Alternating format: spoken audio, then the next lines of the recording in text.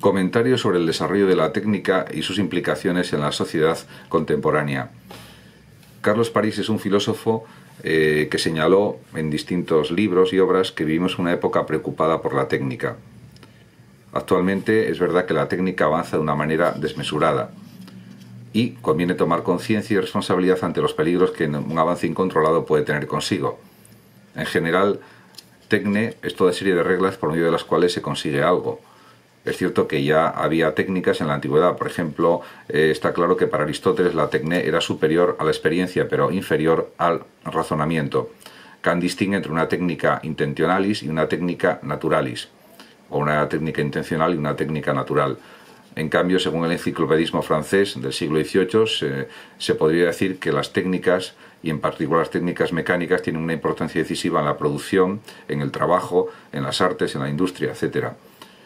Es verdad que en el siglo XIX el mismo Marx, Engels y otros filósofos y pensadores, tanto socialistas, científicos, comunistas, anarquistas, etc., indicaron que existía una gran alienación del hombre por la técnica y sobre todo, claro, por el capitalismo burgués y por la explotación del trabajo. En este sentido, la técnica podría ser un aliado del ser humano y no un obstáculo para su pleno desarrollo. Según Ortega y Gasset, la técnica se puede considerar que puede haber una técnica del azar propia del hombre primitivo y una técnica del artesano, que es la característica de la antigüedad y la Edad Media, y por último una técnica del técnico, tal como aparece en la época moderna, en la época contemporánea. Según Simondon, el objeto técnico ha sido aprehendido a través del trabajo humano. En cambio, Heidegger mantiene unas tesis bastante hostiles acerca de la técnica y del mundo técnico, porque Heidegger consideraba que la técnica es un modo de desvelación, pero que si se utiliza mal puede perjudicar la vida humana y puede hacerla muy artificial y alienada en algún sentido. Para Ortega, la técnica no es un lujo, sino una complicación vital. En este sentido, sigue la senda abierta también por Heidegger, del que fue discípulo, etc.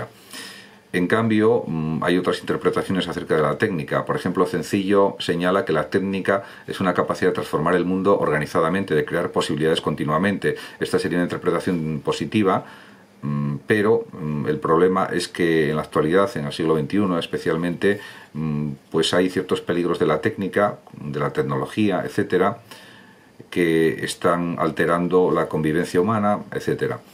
De hecho, el hombre surge cuando empieza la técnica. En un sentido amplio, pues es verdad.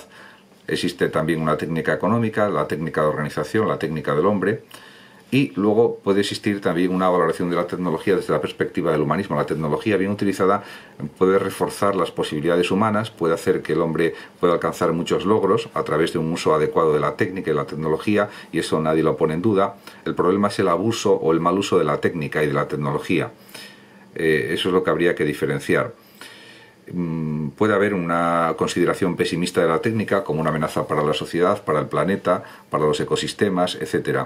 Y también puede haber otras interpretaciones optimistas de la técnica, porque la ciencia y la tecnología son o pueden ser liberadoras de los males de la humanidad. Por ejemplo, desde la perspectiva médica, cada vez se podrán curar más enfermedades, se podrán crear nuevos fármacos que den solución a enfermedades que hasta ahora no han tenido curación, etc. Por lo tanto, se puede mantener respecto a la técnica y a la ciencia y a la tecnología una postura de equilibrio, y se puede también defender la neutralidad de la ciencia.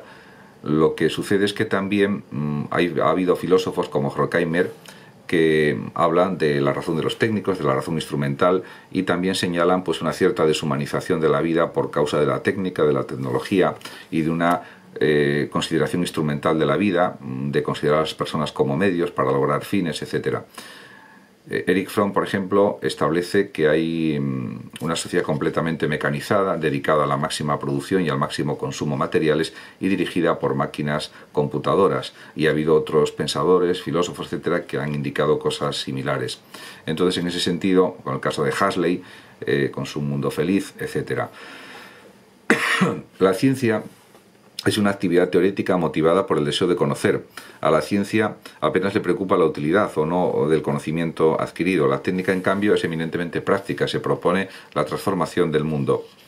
Para Popper, que afirma un racionalismo crítico, las ideas que mueven a los hombres son el dato fundamental para entender la acción de estos.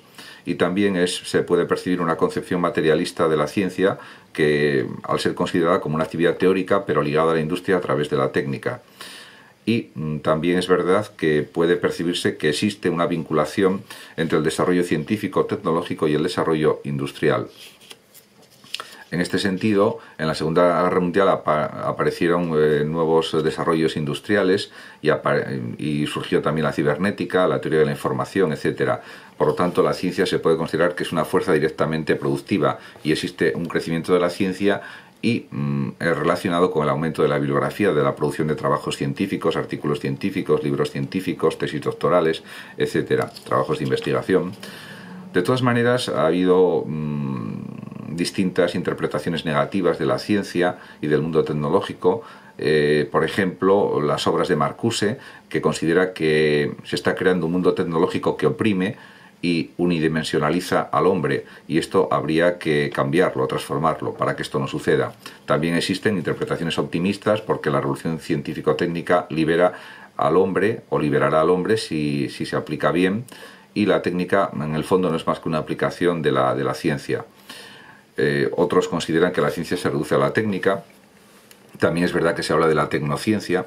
Según Russell, por ejemplo, actualmente un gobierno puede ser mucho más opresivo, y eso que ya murió hace una serie de años ya, pero ya como existía armamento atómico, pues, y armamento también sofisticado, pues realmente opinaba de esta manera. Gracias a la técnica se pueden también convertir desiertos en terrenos de regadío, etcétera, y esto también es algo bueno y positivo. Pero luego existen los peligros de la energía atómica, por ejemplo, de las bombas atómicas, de las armas nucleares, de una posible guerra nuclear mundial que acabe con el planeta, etc. De hecho, Huxley, en su libro Un mundo feliz, que fue muy leído y que es muy leído, considera que la técnica se impone a los dictados de la biología al gobernar nuestros mecanismos vitales. Pero claro, el hombre tiene que mandar sobre la técnica, no la técnica mandar sobre el ser humano.